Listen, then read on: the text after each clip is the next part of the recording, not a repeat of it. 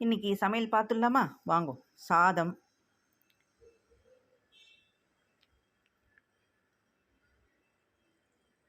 முளைக்கீரை மசியல்,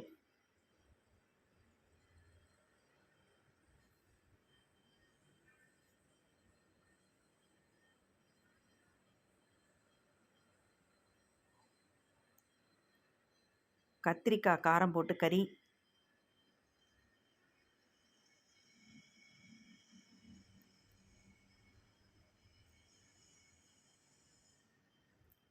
தக்காளி பூண்டு ரசம். தக்காளியை குட்டி குட்டியாக கட் பண்ணி போட்டால் அது ஒரு டேஸ்ட்டாக இருக்கும். இந்த மாதிரி முழுசாக போட்டு தக்காளி ரசம் பண்ணேன்னா அமக்கலமாக இருக்கும். அந்த தக்காளி அப்படியே சாத்தில் போட்டு பிசியும் போது அதோடய ஜூஸ் வரும் பார்த்தீங்களா, அது சாத்தோடு சாப்பிடும்போது ரொம்ப டேஸ்ட்டாக இருக்கும். அப்பளம் பெங்களூர் கத்திரிக்காய் போட்டு குழம்பு பண்ணியிருக்கேன்.